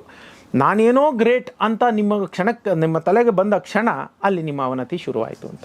ಭಾಳ ಚೆನ್ನಾಗಿ ಹೇಳಿದ್ರಿ ಸರ್. ಈಗ ಕೃಷ್ಣನ ಎಕ್ಸಾಂಪಲ್ನೇ ಇಟ್ಕೊಂಡು ನಾವು ನಮ್ಮಲ್ಲಿ ಈ ಒಂದು ಪ್ರಾಸ್ಪೆರಿಟಿ ಬಗ್ಗೆ ನಮಗೊಂದು ಏನು ಒಂದು ಅಸಹನೆ ಇದೆ, ಅಥವಾ ನಮಗೆ ಅದರ ನಕಾರಾತ್ಮಕ ಧೋರಣೆ ಇದೆ, ಅದನ್ನು ಹೇಗೆ ಬೆಳೆಸೋಕ್ಕೆ ಸಾಧ್ಯ ಸರ್? ಅಂದರೆ ನಾನು ಹೇಳೋದು, ನಮ್ಮ ಪಠ್ಯಪುಸ್ತಕಗಳಲ್ಲಿ, ಸಮಾಜದಲ್ಲಿ ಶ್ರೀಮಂತರಾಗೋದು ಒಳ್ಳೆಯದು, ಸಮೃದ್ಧ ಜೀವನ ನಡೆಸೋದು ಒಳ್ಳೆಯದು ಅನ್ನೋದನ್ನು ಹೇಗೆ ನಾವು ತರಕ್ಕೆ ಸಾಧ್ಯ ಅನಿಸುತ್ತೆ ನಿಮಗೆ ಸಂಪತ್ ಸರ್? ಕೃಷ್ಣನ ಬದುಕಿನಲ್ಲಿ ಆ ಸಂದೇಶ ಇದೆ. ಈಗ ಕೃಷ್ಣನನ್ನು ನಾವು ಅಧ್ಯಾತ್ಮವಾದಿಯಾಗಿ ಕಾಣೋದೆಲ್ಲಿ ಅಂದರೆ ಭಗವದ್ಗೀತೆಯಿಂದಾಗಿ. ಭಗವದ್ಗೀತೆಯಲ್ಲಿ ಅವನು ಎಲ್ಲ ಮೋಹಗಳನ್ನು ಕಳಿಸ್ಕೋ ಅನ್ನೋದನ್ನು ಹೇಳ್ತಾ ಹೋದ ಅಂತ. ಆದರೆ ಈ ಭಗವದ್ಗೀತೆಯನ್ನು ಹೇಳ್ತಾ ಭಗವದ್ಗೀತೆ ಕೊನೆಗೆ ಏನು ಹೇಳ್ತಾನೆ ಅವನು ಅಂದರೆ, ಅವನು ನೀನು ಯುದ್ಧ ಮಾಡು ಅಂತಲೇ ಹೇಳ್ತಾನೆ ಅರ್ಜುನನಿಗೆ. ಇಡೀ ಬದುಕನ್ನು ಏನು ಅಂತ ಹೇಳಿ, ಈ ಬದುಕು ನಶ್ವರ ಅಂತ ಹೇಳಿ, ಶಾಶ್ವತವಾದದ್ದು ಬೇರೆ ಯಾವುದೋ ಇದೆ, ಅದನ್ನು ಪಡೆದುಕೊಳ್ಳೋದೇ ಬದುಕಿನ ಗುರಿ ಅಂತೆಲ್ಲ ಹೇಳ್ತಾ ಕೊನೆಗೆ ಅವನು ಏನು ಹೇಳಬೇಕಾಗಿತ್ತು ಹಾಗಿದ್ರೆ ಅಂತಂದರೆ, ಕೊನೆಗೆ ನೀನು ಇದನ್ನೆಲ್ಲ ಬಿಟ್ಟು ಸನ್ಯಾಸಿ ಆಗು ಅಂತ ಹೇಳಬೇಕು ಅಂತ ಅನ್ಸತ್ತಲ್ವಾ. ಆದರೆ ಕೊನೆಗೆ ಅವನೇನು ಹೇಳ್ತಾನೆ, ಯುದ್ಧ ಮಾಡಬೇಕು ನೀನು, ತಸ್ಮಾತ್ ಯುದ್ಧಸ್ವ ಭಾರತ ಅಂತಲೇ ಹೇಳೋದು. ಯುದ್ಧ ಯಾಕೆ ಮಾಡಬೇಕು? ಆ ಯುದ್ಧ ಯಾಕೆ ನಡೀತಾ ಇದೆ ಅಂದರೆ, ಅದು ಸಂಪತ್ತಿಗಾಗಿಯೇ ನಡೀತಾ ಇರೋ ಯುದ್ಧ ಅಂತ. ಈಗ ರಾಜಪಟ್ಟ ಅಂತ ಅಂದರೆ ಜಗತ್ತಿನ ಅತ್ಯಂತ ದೊಡ್ಡ ಶ್ರೀಮಂತಿಕೆ ಅದು. ಇವತ್ತಿಗಿಂತಲೂ ಇವತ್ತು ಒಬ್ಬ ಪ್ರಧಾನಿಯೋ ಮುಖ್ಯಮಂತ್ರಿಯೋ ಅಧ್ಯಕ್ಷನೋ ಆಗ್ತಾನೆ ಅಂದ್ರೆ ಅವ್ನು ಜಗತ್ತಿನ ದೊಡ್ಡ ಶ್ರೀಮಂತ ಆಗೋದಿಲ್ಲ. ಆದರೆ ಅವತ್ತು ಹೇಗಿತ್ತು ಅಂದರೆ, ರಾಜನ ಕೈಲೇ ದೇಶದ ಸಂಪತ್ತಿತ್ತು, ಅದರ ಹೊಣೆಗಾರಿಕೆ ಅವನ ಕೈಲೇ ಇರ್ತಿತ್ತು. ಅವನದ್ದೇ ಅಂತಲ್ಲ, ಅವನ ಪ್ರಜೆಗಳಿಗ ಖರ್ಚು ಮಾಡಬೇಕಾಗಿತ್ತು. ಆದರೆ ಅದನ್ನು ಅವನು ಸ್ವಂತಕ್ಕೆ ಎಷ್ಟು ಬೇಕಿದ್ರೂ ಖರ್ಚು ಮಾಡ್ಬೋದು ಅನ್ನೋ ಥರ ಇತ್ತಲ್ಲ. ಇಷ್ಟು ಸಂಪತ್ತು ಮತ್ತು ಅಧಿಕಾರ ಎರಡೂ ಸಿಗಲಿ ಅನ್ನೋ ಕಾರಣಕ್ಕಾಗಿ, ಮತ್ತು ಅದು ತಪ್ಪಿ ಹೋಯಿತು ಅನ್ನುವ ಕಾರಣಕ್ಕಾಗಿ ಆ ಯುದ್ಧ ನಡೀತಾ ಇದೆ. ಗೀತೆಯನ್ನು ಹೇಳಿದ ನಂತರ ಕೃಷ್ಣ ಯುದ್ಧ ಮಾಡು ಅಂತ ಹೇಳ್ತಾನೆ ಅಂದರೆ, ಸಂಪತ್ತು ಗಳಿಸಿಕೋ ಅಂತಲೇ ಹೇಳ್ತಾನೆ. ಅಲ್ಲೇ ಅವನದ್ದು ಏನಿದೆ ಅಂದರೆ, ಇದರ ಅಶಾಶ್ವತೆಯ ಸ್ಪಷ್ಟತೆ ನಿನಗಿರಲಿ, ಇದೇ ನಿರಂತರ ಅಲ್ಲ, ಇದೇ ಕಾಯಂ ಅಲ್ಲ ಅನ್ನೋದು ಗೊತ್ತಿರಲಿ, ಇದು ಬರುತ್ತೆ ಹೋಗುತ್ತೆ ಅನ್ನೋದು ಗೊತ್ತಿರಲಿ, ಇದಕ್ಕಿಂತ ದೊಡ್ಡದೊಂದಿದೆ ಅನ್ನೋದು ಗೊತ್ತಿರಲಿ. ಹಾಗಂತ ಇದರ ನಿರಾಕರಣೆ ಏನೂ ಅಲ್ಲ ಅಂತ. ನಿರಾಕರಣೆ ಇದೆ ನಮ್ಮಲ್ಲಿ. ಈ ಸನ್ಯಾಸವನ್ನು ಎಲ್ಲರೂ ಸನ್ಯಾಸ ತಗೊಳ್ಳೋದು ಅನ್ನೋದು ವಾಸ್ತವವಾಗಿ ನಮ್ಮಲ್ಲಿ ನಿಷೇಧವೇ ಇತ್ತು. ನನಗೆ ಸನ್ಯಾಸ ತಗೋಬೇಕು ಅಂತ ಅನ್ಸತ್ತೇನು ಸನ್ಯಾಸ ತಗೊಳ್ಳೋ ಹಾಗಿಲ್ಲ. 99ರಲ್ಲಿ ಒಬ್ಬ ಕೂಡ ಸನ್ಯಾಸ ತಗೊಳ್ಳೋ ಹಾಗಿಲ್ಲ ಅಂತ. ಅಷ್ಟು ಅಪರೂಪಕ್ಕೆ ತಗೋಬೇಕು. 1000ರಲ್ಲೊಬ್ಬ ಸನ್ಯಾಸಿ ಆಗಬೇಕು. ಅದಕ್ಕೆ ನಮ್ಮಲ್ಲಿ ಯಾವ ಋಷಿಮುನಿಗಳಲ್ಲಿ ಸನ್ಯಾಸಿಗಳಲ್ಲ ಇರೋದವರು, ಸಂಸಾರಸ್ಥರೇ ಅವರು. ಹಾಗಾಗಿ ಅದರ ಅರ್ಥ ಏನು ಅಂದರೆ, ನೀನು ಈ ಸುಖಗಳನ್ನು ಅನುಭವಿಸಬೇಕು ಅಂತ ಅಂದ್ರೇನೆ ನಿನ್ನ ಹಣಕಾಸು ಬೇಕು ಅಂತಲೇ ಅರ್ಥ ಅಂತ. ಹಾಗಾಗಿ ನಮ್ಮ ಇಡೀ ಸಂಸ್ಕೃತಿ ಹೇಳ್ತಾ ಇರೋದು ಅದನ್ನು ಅವನೇ ಹೇಳಿದ್ದು. ಮನಸ್ಸಿನಲ್ಲಿ ಆ ಭಾವ ಇರಬೇಕು, ಇದರ ಕುರಿತು ಮೋಹ ಕಳಚಿಕೊಳ್ಳೋದಕ್ಕೆ ಸಾಧ್ಯವಾಗುವಂತೆ, ಅವ್ರು ಹೇಳಿದಾಗ ನಿರ್ಲಿಪ್ತನಾಗಿ ಇರೋದಕ್ಕೆ ಸಾಧ್ಯವಾಗುವಂತೆ ಇರಬೇಕು. ಆದರೆ ಇವುಗಳನ್ನು ಗಳಿಸಿಕೊಳ್ಳಬೇಕು. ಒಂದು ವ್ಯಕ್ತಿ ಎಷ್ಟು ಗಳಿಸ್ಕೊಳ್ಳೋದಕ್ಕೆ ಸಾಧ್ಯವೋ ಅಷ್ಟು ಗಳಿಸ್ಕೊಳ್ಬೇಕು ಅಂತಲೇ ಅರ್ಥ ಅಂತ. ಎಷ್ಟು ಎತ್ತರಕ್ಕೆ ಹೋಗಬೇಕು ಅಷ್ಟು ಎತ್ತರಕ್ಕೆ ಹೋಗಬೇಕು ಅಂತಲೇ ಅರ್ಥ. ವೇದದಲ್ಲಿ ಒಂದು ಮಾತು ಬರುತ್ತೆ, ಸಮಾನಾನಾಂ ಉತ್ತಮ ಶ್ಲೋಕೋ ಅಸ್ತು ಅಂತ. ನನ್ನ ಸಮಾನರ ಪಟ್ಟಿಯಲ್ಲಿ ನಾನು ಇನ್ನೂ ಮೇಲಿರಬೇಕು ಅಂತ. ಅಂದರೆ ನಾನು ಸಮಾನನಾಗಿ ಹಿಂಗೆ ಉಳಿಸ್ಕೋಬೇಕು ಅಂತಲ್ಲ, ಅಂದರೆ ಇದು ಅಸಮಾನತೆಯನ್ನು ಹೇಳ್ತಾ ಇದೆ ಅಂತಲ್ಲ. ಪ್ರತಿ ಕ್ಷಣವೂ ನಾನು ಮುಂದಿರಬೇಕು ಅನ್ನೋದೊಂದು ಬೇಕು ಅಂತ. ಈ ಮುಂದಿರಬೇಕು ಅಂತ ಅಂದಾಗ ಎಲ್ಲದರಲ್ಲೂ ಬಂತದ್ದು. ಹಾಗಾಗಿ ಕೃಷ್ಣ ಎಲ್ಲಿ ಹೇಳ್ದ ಅಂದರೆ, ಭಗವದ್ಗೀತೆಯಲ್ಲಿ ಅಧ್ಯಾತ್ಮವನ್ನು ಹೇಳಿ ಅದನ್ನು ಮುಗಿಸ್ತಾ ಇರುವಾಗಲೇ ದೊಡ್ಡ ಸಂಪತ್ತಿನ ಒಡೆಯರಾಗಿ ನೀವು ಅನ್ನುವ ಕ್ರಿಯೆಗೆ ಅವನು ತೊಡಗಿಸಿದ್ನಲ್ಲ, ಅದರಲ್ಲಿ ಅದೆರಡೂ ಇದೆ. ಇದು ಭಾವ, ಅದು ಕ್ರಿಯೆ.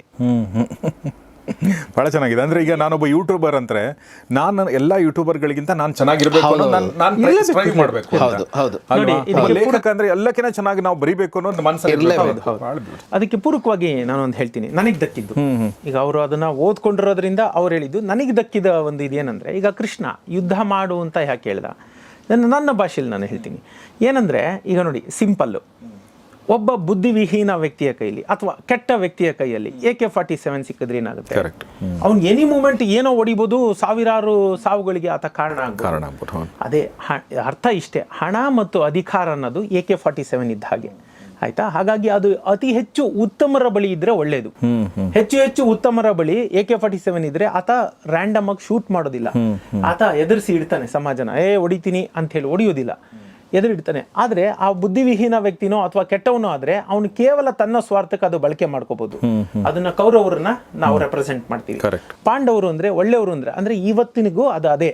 ಯಾತಕ್ಕೆ ನಾವು ಕರ್ಮನ ಮಾಡದೆ ಕೂತ್ಕೊಳ್ಳದೆ ಸುಮ್ಮನೆ ಇರದೆ ಮಾಡ್ತಾ ಇರಬೇಕು ಅಂದರೆ, ಉತ್ತಮರ ಬಳಿ ಹಣ ಮತ್ತು ಅಧಿಕಾರ ಸೇರಬೇಕು. ಅದು ತಪ್ಪಲ್ಲ. ಯಾಕಂದರೆ ನಾನು ಮೊದಲೇ ಹೇಳಿದೆ, ಸ್ವಕಲ್ಯಾಣಕ್ಕೂ ಉಪಯೋಗಿಸ್ಕೋಬೇಕು, ಲೋಕ ಕಲ್ಯಾಣಕ್ಕೂ ಉಪಯೋಗಿಸ್ಬೇಕು. ನೀವೆಲ್ಲ ನೋಡ್ಕೊಂಬಂದ್ರೆ, ನಾನು ಮತ್ತೆ ಅದೇ ಹೇಳ್ತೀನಿ, ಹಣ ಏನಿದು ವಿಚಿತ್ರ ಗುಣ ಪುಸ್ತಕ ಬರೆಯುವಾಗ ನಾನು ಬೈಬಲ್ ಓದಿದೆ, ಮಹಾಭಾರತ ನಮ್ಮ ಇದನ್ನ ಗೀತೆಗಳನ್ನ ಓದಿದೆ, ಜೊತೆಗೆ ಇಸ್ಲಾಂ ಇದು ಓದ್ಕೊಂಡು ಬಂದೆ, ನಾನು ಕುರಾನ್ ಓದ್ಕೊಂಡು ಬಂದೆ. ಎಲ್ಲದರಲ್ಲೂ ಹೇಳೋದು ಇಷ್ಟೇ, ಹಣ ಸಂಗ್ರಹಣೆ ತಪ್ಪು ಅಂತ ಎಲ್ಲೂ ಹೇಳೋದಿಲ್ಲ. ಅಲ್ಲೆಲ್ಲ ಧಮ್ಮ ಪದದಲ್ಲಿ ನೋಡಿ, ಅಲ್ಲೂ ಅಷ್ಟೇ ಎಲ್ಲ ಕಡೆ ಏನು ಹೇಳುತ್ತೆ ಅಂತಂದರೆ ದಾನ ದಾನ ದಾನ ಗಳಿಸ್ಕೋ, ನಿನ್ನ ಸ್ವಕಲ್ಯಾಣ, ನಿನ್ನ ಹೊಟ್ಟೆದು ತುಂಬಿದ ನಂತರ ಒಂದು ಹಿಡಿ ದಾನ ಮಾಡುವಂತ. ಎಲ್ಲ ಧರ್ಮದ ಮೂಲ ದಾನ ಮಾಡುವುದೇ ಇದೆಯಾ ಹೊರತು ಸಂಗ್ರಹಣೆ ಮಾಡಬೇಡ ಅಂತ ಎಲ್ಲೂ ಹೇಳಿಲ್ಲ. ಇನ್ನೂ ಒಂದು ಹೆಜ್ಜೆ ಮುಂದೆ ಹೋದ್ರೆ ಜ್ಯೂಸ್ ಯಹೂದಿಗಳು ಅಂತ ಯಾರು ಹೇಳ್ತೀವಿ, ಇತರ ಎಲ್ಲ ಧರ್ಮಗಳು ಹಣ ಸಂಗ್ರಹಣೆ ತಪ್ಪು ಅಂತೇಳ, ಸಂಗ್ರಹಣೆ ಮಾಡು, ಎಲ್ಲ ಮಾಡು, ಲೋಕ ಕಲ್ಯಾಣಕ್ಕೂ ವಿನಿಯೋಗಿಸು, ಸ್ವಕಲ್ಯಾಣಕ್ಕೂ ಮಾಡ್ಕೊ ಅಂತ ಹೇಳುತ್ತೆ. ಯಹೂದಿಗಳು ಒಂದು ಹೆಜ್ಜೆ ಮುಂದೆ ಹೋಗಿ ಹೇಳ್ತಾರೆ, ಹಣದಿಂದ ಹಣ ನೀನು ದುಡ್ಕೋ, ಅದನ್ನ ನೀನು ಬಡ್ಡಿಗೂ ಕೊಡು ಅಂತ ಹೇಳ್ತಾರೆ. ಇವತ್ತಿಗೆ ಇಡೀ ಸಮಾಜ ಪೂರ್ತಿ ಯಹೂದಿಗಳ ತರನೇ ಆಗ್ಬಿಟ್ಟಿದೀವಿ. ಹಿಂದೆ ನಮ್ಮಲ್ಲೂ ಅಷ್ಟೇ, ಹಿಂದೂ ಇರ್ಬೋದು, ಮುಸ್ಲಿಂ ಇರ್ಬೋದು, ಕ್ರಿಶ್ಚಿಯನ್, ಒಬ್ಬ ಉತ್ತಮವಾದ ಹಿಂದೂ ಅಥವಾ ಮುಸ್ಲಿಂ ಅಥವಾ ಕ್ರಿಶ್ಚಿಯನ್ ಯಾವತ್ತೂ ಸಾಲ ಕೊಡೋದಿಲ್ಲ, ಕೊಟ್ಟರು ಅದಕ್ಕೆ ಬಡ್ಡಿ ಕೇಳೋದಿಲ್ಲ, ಕೇಳಬಾರ್ದು. ಎಲ್ಲಾ ಶಾಸ್ತ್ರಗಳಲ್ಲೂ ಅದು ನಿಷೇಧ. ಓನ್ಲಿ ಯಹೂದಿಗಳು ಮಾತ್ರ ಮಾಡು ಅಂತ ಹೇಳಿದ್ರು. ಇದರ ಅರ್ಥ ಇಷ್ಟೇ. ಆದರೆ ಯಾವುದೇ ಧರ್ಮ ತಗೊಂಡ್ರು ಎಲ್ಲೂ ಕೂಡ ಹಣ ಸಂಗ್ರಹಣೆ ತಪ್ಪು, ಹಣ ಗಳಿಸಬೇಡ ಅಂತ ಹೇಳಿಲ್ಲ. ಒಬ್ಬ ವ್ಯಕ್ತಿ ತನಗೆ ಶಕ್ತಿ ಇದ್ದು ಕೂಡ ಹಣ ಗಳಿಸದೆ ಹೋದರೆ ಅದು ಅಪರಾಧ ಅಂತಾನೆ ಹೇಳುತ್ತೆ. ಇವ್ರು ಹಿಂಗೆ ಹೇಳಿದ್ರು, ನಾವು ನಮ್ಮ ಸಮಕಾಲೀನರಲ್ಲಿ ಸರೀಕರಲ್ಲಿ ಒಂದು ಹೆಜ್ಜೆ ಮುಂದಿರಬೇಕು ಅಂತ ಹಾಗೆ ಹೇಳುತ್ತೆ. ನಿನ್ನಲ್ಲಿ ಶಕ್ತಿ ಇದ್ದು ಹಣ ಗಳಿಕೆ ಮಾಡುವಲ್ಲಿ ನೀನು ಸೋಂಬಾರಿತನ ಮಾಡ್ಕೊಂಡು ಕೂತ್ಕೊಂಡ್ರೆ ಅದು ಅಪರಾಧ ಅಂತ ಹೇಳುತ್ತೆ. ಯಾಕೆಂದ್ರೆ ನಾನು ಗಟ್ಟಿಯಾಗಿರದೆ, ನಾನು ಶಕ್ತಿಶಾಲಿಯಾಗಿರದೆ ನಾನು ಇತರರಿಗೆ ಸಹಾಯ ಮಾಡೋಕ್ಕಾಗದೇ ಇಲ್ಲ. ನಾನೇ ಇನ್ನೊಬ್ರು ಸಹಾಯ ಬೇಡ್ತಾ ಇರುವಾಗ ನಾನು ಸಮಾಜಕ್ಕೆ ಏನು ಕೊಡುಗೆ ಕೊಡಕ್ ಸಾಧ್ಯ? ಹಾಗಾಗಿ ನೀವು ಶಕ್ತಿಶಾಲಿಯಾಗಿ, ಬಲಶಾಲಿಯಾಗಿ, ಶಕ್ತಿಶಾಲಿ ಬಲಶಾಲಿ ಅಂದ್ರೆ ಕೇವಲ ದೈಹಿಕವಾಗಲ್ಲ, ಮಾನಸಿಕವಾಗಿ, ಆರ್ಥಿಕವಾಗಿ ಎಲ್ಲಾ ತರದಲ್ಲೂ ಶಕ್ತಿಶಾಲಿ ಆದಾಗ ನೀವು ಸಮಾಜಕ್ಕೂ ಏನಾದ್ರು ಕೊಡಕ್ ಸಾಧ್ಯ. ನಮ್ಮ ಹತ್ರ ಏನಿದೆ ಅದನ್ನ ಮಾತ್ರ ನಾವು ಸಮಾಜಕ್ಕೆ ಕೊಡಕ್ ಸಾಧ್ಯ, ಇಲ್ಲದನ್ನ ಕೊಡಕ್ ಸಾಧ್ಯ ಇಲ್ಲ. ನಾನೇ ಬೇಡಿಕೆಯ ಸ್ಥಿತಿಲಿದ್ರೆ ನಾನು ಸಮಾಜದಿಂದ ಬೇಡ್ತಾನೆ ಇರ್ತೀನಿ ಹೊರತು ನಾನು ಸಮಾಜಕ್ಕೆ ಏನು ಕೊಡುಗೆ ಕೊಡಕ್ಕಾಗೋದಿಲ್ಲ. ಹಾಗಾಗಿ ನಿರಾಕರಣೆ ತಪ್ಪು, ಸಂಗ್ರಹಣೆ ಓಕೆ. ಅತಿಯಾದ ಸಂಗ್ರಹಣೆ, ಫೋಮೋ ಅಂತೀವಿ ನಾವು, ಫಿಯರ್ ಆಫ್ ಮಿಸ್ಸಿಂಗ್ ಔಟ್, ಏನೋ ನನ್ನಿಂದ ಮಿಸ್ ಆಗ್ಬಿಡುತ್ತಲ್ಲಪ್ಪ ಅಂತ ಧಾವಂತಕ್ಕೆ ಬಿದ್ದು ಹಣ ಗಳಿಕೆಯಿಂದ ಹೋಗೋದು ಖಂಡಿತ ತಪ್ಪು. ಫೋಮೋ ಬೇಕಿಲ್ಲ. ಎಸ್, ಭಾಳ ಚೆನ್ನಾಗಿ ಹೇಳಿದ್ರಿ. ನಮ್ಮ ಅಂದರೆ ನೇಚರ್ ನಮಗೆ ಕೊಟ್ಟಿರೋ ಶಕ್ತಿಯನ್ನು ನಾವು ಸದುಪಯೋಗ ಪಡಿಸ್ಕೋಬೇಕು, ಅದರ ಆಪ್ಟಿಮಮ್ ಯೂಸೇಜ್ ಮಾಡ್ಕೋಬೇಕು ಅನ್ನೋ ತಾವು ಹೇಳ್ತಾ ಇದ್ದಾರೆ. ಇಲ್ಲ ಅಂತಂದ್ರೆ ಅದು ನಾವು ನೇಚರ್ಗೆ ಮಾಡ್ತಿರೋಂಥ ಅನ್ಯಾಯ. ಹೌದು, ನಮಗೆ ಮಾಡ್ಕೊಂಡ ಅನ್ಯಾಯ, ಅಟ್ ದ ಸೇಮ್ ಟೈಮ್ ಸಮಾಜಕ್ಕೂ ಅನ್ಯಾಯ, ಪ್ರಕೃತಿಗೆ ಮಾಡಿದ ಅನ್ಯಾಯ ಕೂಡ. ಭಾಳ ಚೆನ್ನಾಗಿ ಹೇಳಿದ್ರಿ ಸರ್. ಕೊನೆಯದಾಗಿ ಕೃಷ್ಣ ಜನ್ಮಾಷ್ಟಮಿ ಬಗ್ಗೆ ನಾವು ಮಾತಾಡ್ತಾ, ಕೃಷ್ಣನ ವ್ಯಕ್ತಿತ್ವದ ಬಗ್ಗೆ ಮಾತಾಡಿದ್ರೆ, ಕೃಷ್ಣನ ವ್ಯಕ್ತಿತ್ವದಲ್ಲಿ ಅಡಕವಾಗಿರುವ ಅಂಶಗಳ ಬಗ್ಗೆ, ವಿಶೇಷವಾಗಿ ಅಧ್ಯಾತ್ಮ ಮತ್ತು ಅರ್ಥ, ಇವೆರಡರ ಬಗ್ಗೆ ಮಾತಾಡ್ತಾ ಇದ್ವಿ. ಸೊ ನಾನು ಕೃಷ್ಣ, ಸುಮ್ಮನೆ ಈಗ ನನಗೆ ಹೊಳಿದಿರೋ ಪ್ರಶ್ನೆ, ಕೃಷ್ಣ ನಿಮಗೆ ಸಿಕ್ಕರೆ ನೀವು ಏನು ಕೇಳ್ತೀರಾ ಸರ್?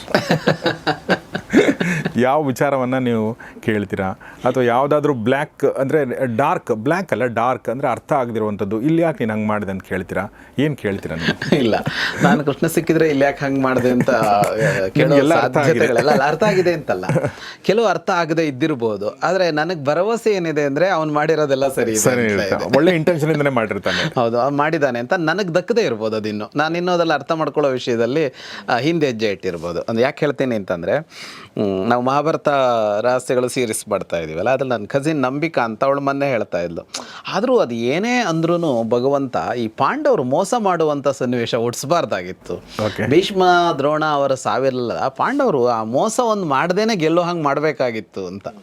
ಅಂದರೆ ಇಲ್ಲೇನಾಗಿದೆ ಅಂದರೆ, ಈ ಕೃಷ್ಣ ಇದನ್ನು ಮಾಡಿಸಿದ್ನಲ್ಲ ಅಂತ, ಅದೆರಡು ಪ್ರಕರಣದಲ್ಲಿ ಕೃಷ್ಣನೇ ಇದ್ದು ಮಾಡಿಸ್ತಾನಲ್ಲ ಅಂತ ಈ ವಿಷಯ ಪ್ರಶ್ನಾರ್ಹ ಆಗಿದೆಯಲ್ಲ. ಆದರೆ ಈ ವಿಷಯ ಪ್ರಶ್ನೆ ಇದೆ ಕೃಷ್ಣನ ಮೇಲೆ ಜನಕ್ಕೆ, ಆದರೆ ನಮಗೆ ದಕ್ಕದೇ ಇರ್ಬೋದು. ಅವನದು ಮಾಡೋದಕ್ಕೆ ಕಾರಣ ಇದೆ ಅಂತ ನಾನು ನಂಬಿರೋದ್ರಿಂದ ನನಗೆ ಆ ಪ್ರಶ್ನೆ ಅವನ ಹತ್ರ ಏನೂ ಇಲ್ಲ. ಹಾಗಾಗಿ ಆ ಪ್ರಶ್ನೆ ಖಂಡಿತವಾಗಿಲ್ಲ. ನನಗೇನಾದರೂ ಕೃಷ್ಣ ಸಿಕ್ಕಿದ್ರೆ ತುಂಬ ಈ ಕಲಿಯುಗದ ಕೊನೆಯವರಿಗೆಲ್ಲ ಕಾಯಬೇಡ, ಬೇಗ ಬಂದ್ಬಿಡು ಅಂತ ಹೇಳ್ತೀನಿ. ಇದೇ ಪ್ರಶ್ನೆನ ನೀವು ನನಗೆ ಕೇಳಿದ್ರೆ ನಾನು ಆತನಿಗೆ ಒಂದೇ ಹೇಳೋದು, ಏನಾರ ಒಂದು ಬಟನ್ ಕೊಟ್ಬಿಡಪ್ಪ ಕೃಷ್ಣ ನನ್ನ ಕೈಲಿ. ಆತನ ಎಲ್ಲ ಯಾವುದೇ ಕಾರ್ಯಗಳನ್ನು ಪ್ರಶ್ನಿಸುವಂಥ ವ್ಯಕ್ತಿತ್ವ ನಂದಲ್ಲ, ಹಾಗಾಗಿ ನಾನು ಪ್ರಶ್ನೆ ಮಾಡೋದಿಲ್ಲ. ಆತನ ಇನ್ನೊಂದು ಹೆಜ್ಜೆ ಮುಂದೆ ಬಂದು ಇನ್ನೊಂದು ಕಾರ್ಯ ನೆರವೇರಿಸ್ಕೊಡು ಅಂತ ಕೇಳ್ತೀನಿ. ಏನಾದರೂ ಒಂದು ಬಟನ್ ಕೊಟ್ಬಿಡಪ್ಪ, ಬಟನ್ ಒತ್ತಿದ ತಕ್ಷಣ ಎಲ್ಲ ಜನರು ಮೆದ್ಲಲ್ಲೂ ಅದು ರಿಜಿಸ್ಟರ್ ಆಗ್ಬಿಡ್ಬೇಕು ಆ ವಿಷಯ ಅಂಥದ್ದು. ಏನು ಆ ವಿಷಯ ಅಂದರೆ, ಅಭಿವೃದ್ಧಿಯ ನಿಜವಾದ ಅರ್ಥ ಏನು ಅನ್ನೋದು ಎಲ್ರಿಗೂ ಅರ್ಥ ಆಗೋ ಥರ ಒಂದು ಬಟನ್ ಒತ್ತಿದ ತಕ್ಷಣ ಆಗಬೇಕು. ಯಾಕೆ ಈ ಮಾತು ಹೇಳಿದೆ ಅಂತಂದರೆ, ಅಭಿವೃದ್ಧಿ ಅನ್ನೋ ಅರ್ಥದಲ್ಲಿ ಅದರ ಹಿಂದೆ ಬಿದ್ದು ನಾವು ನಮ್ಗೆ ಗೊತ್ತಿಲ್ಲ, ಹುಟ್ಟಿದವರೆಲ್ಲರೂ ಸಾವಿನೆಡೆಗೆ ಹೆಜ್ಜೆ ಹಾಕ್ತಿರ್ತಾರೆ. ಹಾಗಾಗಿ each and every day we are nearing to our death ಅಂತೆಲ್ಲ ಹೇಳ್ತಾರಲ್ಲ, ಹಾಗೆ ಇವತ್ತು ಅಭಿವೃದ್ಧಿ ಅನ್ನೋದು ನಮ್ಮನ್ನು ವಿನಾಶದ ಕಡೆಗೇನೆ ಕರ್ಕೊಂಡು ಹೋಗ್ತಾ ಇದೆ. ಹಾಗಾಗಿ ನಿಜವಾದ ಅಭಿವೃದ್ಧಿ ಅಂದರೆ ಏನು ಅನ್ನೋ ಒಂದು ಕಾನ್ಸೆಪ್ಟು ಎಲ್ರಿಗೂ ಅರ್ಥ ಆಗಂಗೆ ಮಾಡೋಕ್ಕೆ ಒಂದು ಸಣ್ಣ ಬಟನ್ ಏನೇನ ಇದ್ರೆ ಕೊಟ್ಬಿಡಪ್ಪ ಅಂತ ಕೇಳಕ್ಕೆ ಇಷ್ಟಪಡ್ತೀನಿ. ಆ ಬಟನ್ ನಿಮ್ಗೆ ಕೊಟ್ಟಿದಾರಲ್ವಾ, ಈಗ ನಿಮ್ಗೆ ಅರ್ಥ ಆಗಿದೆ ಅಲ್ವಾ? ಪ್ರಯತ್ನ ಪಡ್ತಾ ಇದ್ದೀನಿ, ನೀವು ಭಾರಿ ಕಷ್ಟ. ಅದ್ರ ಬಗ್ಗೆ ಪುಸ್ತಕ ಬರೀರಿ, ನೀವು ಅದ್ರ ಬಗ್ಗೆ ವಿಡಿಯೋ ಮಾಡಿ. ಸೊ ಹಾಗೆ ನಾವು ಕೃಷ್ಣ ಜನ್ಮಾಷ್ಟಮಿಯ ವಿಚಾರಗಳ ಬಗ್ಗೆ ಸಾಕಷ್ಟು ವಿಚಾರಗಳು ಮಾತಾಡಿದ್ವಿ. ಕೃಷ್ಣ ಜನ್ಮಾಷ್ಟಮಿಯ ಈ ಶುಭ ಸಂದರ್ಭದಲ್ಲಿ ನಾವು ಯೂಶ್ವಲಿ ಕೃಷ್ಣನ ಬಗ್ಗೆ ಮಾತಾಡ್ತೀವಿ, ಬಟ್ ಕೃಷ್ಣನ ಎರಡು ಮುಖ್ಯ ಆಯಾಮಗಳನ್ನ ಇಟ್ಕೊಂಡು ಇವತ್ತು ಮಾತಾಡಿದ್ವಿ. ಯಾಕೆಂದರೆ ಎರಡು ಮುಖ್ಯ ಆಯಾಮಗಳನ್ನು ಪ್ರತಿನಿಧಿಸುವಂಥ ಇಬ್ಬರು ವ್ಯಕ್ತಿಗಳು ನಮ್ಮ ಜೊತೆಗೆ ಇರೋದ್ರಿಂದ ಇದು ಸಾಧ್ಯ ಆಯಿತು. ಸೊ ನಾನು ಈ ಒಂದು ಕಾರ್ಯಕ್ರಮದಲ್ಲಿ ಭಾಗಿಯಾಗಿದ್ದಕ್ಕೆ ಇಬ್ಬರು ಮಹನೀಯರಿಗೆ ಧನ್ಯವಾದ ಹೇಳೋಕ್ಕೆ ಇಷ್ಟಪಡ್ತೀನಿ. ಸಂಪತ್ ಸರ್, ತುಂಬ ಧನ್ಯವಾದ ನಿಮಗೆ, ಥ್ಯಾಂಕ್ ಯು ವೆರಿ ಮಚ್. ಮತ್ತು ರಂಗಸ್ವಾಮಿ ಸರ್, ತುಂಬ ಧನ್ಯವಾದ ನಿಮಗೆ, ಥ್ಯಾಂಕ್ ಯು ವೆರಿ ಮಚ್. ಇಬ್ಬರು ಪುಸ್ತಕಗಳು ಕೂಡ ರಿಲೀಸ್ ಆಗ್ತಾ ಇದೆ, ಹೊಸ ಪುಸ್ತಕಗಳು. ಸಂಪತ್ ಸರ್ದು ಕುಂತಿ ಪಾಂಡು ಅನ್ನೋ ಪುಸ್ತಕ ರಿಲೀಸ್ ಆಗ್ತಾ ಇದೆ, ಅದು ಮಾರ್ಕೆಟಲ್ಲಿ ಆಲ್ರೆಡಿ ಇದೆ. ಅದ್ರ ಲಿಂಕ್ ನಾವು ಡಿಸ್ಕ್ರಿಪ್ಷನ್ ಹಾಕಿರ್ತೀವಿ, ಕಮ್ಯುನಿಟಿ ಪೇಜಲ್ಲಿ ಕೂಡ ಹಾಕಿರ್ತೀವಿ. ಅದ್ರ ಬಗ್ಗೆ ಒಂದು ಹೊಸ ವಿಡಿಯೋ ಕೂಡ ಮಾಡ್ತೀವಿ, ದಯವಿಟ್ಟು ಅದನ್ನು ಕೂಡ ನೋಡಿ. ಮತ್ತು ರಂಗಸ್ವಾಮಿ ಮೂಕನಹಳ್ಳಿ ಅವ್ರದ್ದು ನಾನೆಂದಿಗೂ ಸೋಲುವುದಿಲ್ಲ, ಸೋತರದು ನಾನಲ್ಲ, ಪ್ರಯತ್ನವೇ ಪರಮಾತ್ಮ ಅನ್ನೋ ಒಂದು ಅದ್ಭುತವಾದ ಪುಸ್ತಕ ರಿಲೀಸ್ ಆಗ್ತಾ ಇದೆ. ಬಹುಶಃ ನಾವೆಲ್ಲರೂ ಓದಲೇಬೇಕಾದ ಪುಸ್ತಕ, ವಿಶೇಷವಾಗಿ ಯಂಗ್ ಆಡಿಯನ್ಸ್ ಓದಲೇಬೇಕಾದ ಪುಸ್ತಕ ಅಂತ ನನಗನ್ಸುತ್ತೆ. 18, 19, 20, 30, 35, 40 ತನಕ. ಯಾಕಂದರೆ ಎಲ್ಲರೂ ಕೂಡ ಆ ಒಂದು ತೊಳಲಾಟದಲ್ಲಿರ್ತೀವಿ, ಎಲ್ಲರೂ ಕೂಡ ಆ ಒಂದು ಅನುಮಾನದಲ್ಲಿರ್ತೀವಿ, ಎಲ್ಲರೂ ಕೂಡ ನಮ್ಮ ಬಗ್ಗೆ ನಮಗೆ ಅನುಮಾನಗಳಿರ್ತವೆ. ಸೊ ಆ ಥರ ಅನುಮಾನಗಳನ್ನ ದಾಟ್ಕೊಂಡು ಬಂದು ಹೇಗೆ ಗೆದ್ದಿದ್ದಾರೆ ಅನ್ನೋದನ್ನು ತೋರಿಸುವಂಥ ಒಂದು ಪ್ರಯತ್ನವನ್ನು ಆ ಪುಸ್ತಕದಲ್ಲಿ ಮಾಡಿದ್ದಾರೆ. ಆ ಪುಸ್ತಕಗಳನ್ನ ಕೂಡ ನೀವು ಓದಿ ಅಂತ ಹೇಳ್ತಾ, ಕೃಷ್ಣ ಜನ್ಮಾಷ್ಟಮಿಯ ಈ ಶುಭ ಸಂದರ್ಭದಲ್ಲಿ ಇಬ್ಬರು ಮಹನೀಯರಿಗೆ ಧನ್ಯವಾದಗಳನ್ನ ಹೇಳ್ತಾ, ನಿಮಗೂ ಕೂಡ ಶುಭಾಶಯ ಹೇಳ್ತಾ ಇವತ್ತಿನ ಈ ವಿಡಿಯೋ ಮುಗಿಸ್ತಾನೆ.